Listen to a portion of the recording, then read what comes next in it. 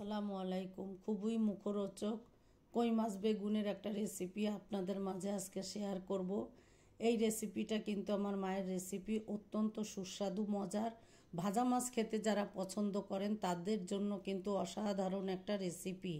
এই রেসিপির জন্য আমি দুটো বেগুন নিয়েছি। বেগুনগুলোকে আমি একটু মোটা মোটা করে কেটে নিয়েছি, খুব বেশি মোটা না, খুব বেশি পাতলাও না। কেটে ধুয়ে পানি ঝরিয়ে নিয়ে এখানে লাল মরিচের গুঁড়া, হলুদের গুঁড়া, লবণ, স্বাদ মতো লবণ দিয়ে খুব ভালো করে এপিট করে কিন্তু বেগুনের সাথে মশলাগুলোকে আমি মাখিয়ে নিচ্ছি। একটু সময় নিয়ে মশলাটাকে মাখাতে হবে যাতে বেগুনের মধ্যে হলুদ, লবণ, ঝাল ভালোভাবে প্রবেশ করে। আর এই বেগুনের সাথে আমি নিয়ে নিব 6টা দেশি কই মাছ। এটা কেটে ধুয়ে পরিষ্কার করে নিয়েছি। এখানে চাইলে আপনারা বড় যে কোনো মাছও একই রেসিপিতে করতে পারেন। কই মাছ বেগুনের এই রেসিপিটা অনেক বেশি সুস্বাদু হয়, তাই আজকে আমি কই মাছ ব্যবহার করেছি। কই মাছটাও এভাবে হলুদ, লবণ, ঝাল দিয়ে খুব ভালো করে একই সাথে মাখিয়ে নিচ্ছি। হাত দিয়ে খুব ভালোভাবে মাখিয়ে নিয়ে আমি এক পাশে রেখে দিচ্ছি। আর এভাবে খুব ভালো করে হাতে যদি মশলাটাকে মাখানো হয় তাহলে বেগুন মাছের ভিতরে কিন্তু খুব ভালো করে মশলাগুলো প্রবেশ করে। খুব ভালো করে মশলাগুলো মাখিয়ে নিয়ে এক সাইডে রেখে চুলায় একটা কড়াই বসিয়ে দিয়েছি। কড়াইটা বসিয়ে দিয়ে এখানে আমি তেল দিয়ে দিচ্ছি 6 টেবিল চামচ পরিমাণ। তেলটা আমি একবারেই ব্যবহার করব, আমি পরে কোনো আর তেল দিব না। দিয়ে চুলোটা জ্বালিয়ে দিলাম। দিয়ে এখানে আমি একটু লবণ দিয়ে দিলাম।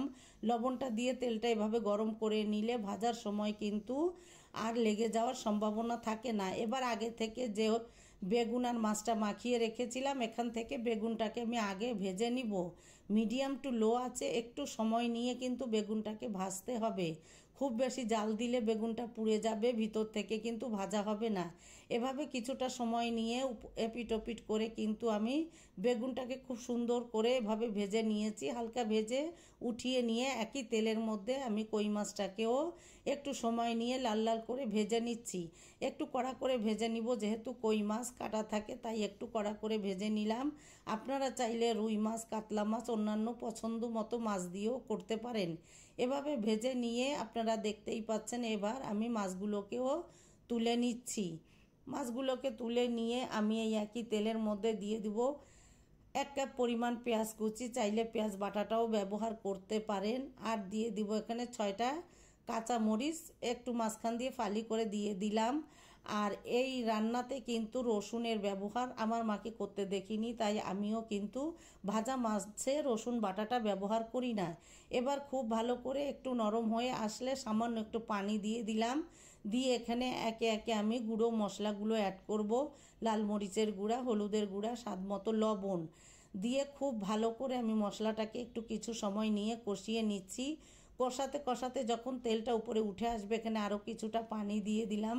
পানি দিয়ে এখানে কিন্তু আমি জিরা বাটাটা ব্যবহার করেছি। জিরা বাটাটা দিয়ে আমি যখন ঝোলটা ফুটতে শুরু করেছে, এবার বেগুনটাকে আমি দিয়ে এই খুন্তির সাহায্যে এপিট করে একটু নাড়াচাড়া করে দিয়ে এবার উপর থেকে কই মাছগুলো আলতোভাবে দিয়ে এপিট করে নাড়াচাড়া করে দিয়েছি। এখানে কিন্তু আমি আর কোনো নাড়াচাড়া করব না। এবার আমি উল্টে পাল্টে দিয়ে ঢাকনা দিয়ে মিডিয়াম টু লো আঁচে রান্না করে নিয়েছি 10 মিনিট। এই পর্যায়ে কিন্তু চুলোর আঁচটা একদম লোতে থাকবে। এবার ঢাকনা দিয়ে আমি বেশ কিছু সময় রান্না করে নিয়েছি। ওরা বেশ কিছু সময় রান্নার পরে আমি এখানে ফ্রোজেন ধনিয়া পাতাটা ব্যবহার করেছি। ফ্রেশ ধনিয়া পাতাটা দিলে আরও বেশি সুঘ্রাণ ছড়াতো। এবার হাত দিয়ে একটু আলতো হাতে নাড়াচাড়া করে কড়াইটা আপনারা দেখতেই পাচ্ছেন অসম্ভব লোভনীয় হয়েছে কিন্তু আমার এই মাছটা। এটা পোলাওয়ের সাথে, সাদা ভাতের সাথে কিন্তু অসাধারণ। আমার মায়ের হাতের একটা রেসিপি, খুবই মজার। যখনই মনে পড়ে আমি কিন্তু এই রেসিপিটা রান্না করি। আর যদি আপনি আপনার প্রিয়জনকে রান্না করে খাওয়ান, আপনার কথা সে মনে রাখবে। অসম্ভব সুস্বাদু একটা খাবার। ভালো লাগলে এভাবে রান্না করে খেয়ে দেখবেন।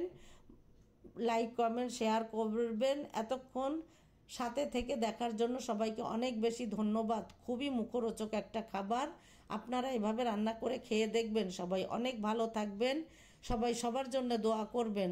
সবাই ভালো থাকবেন। আল্লাহ হাফেজ।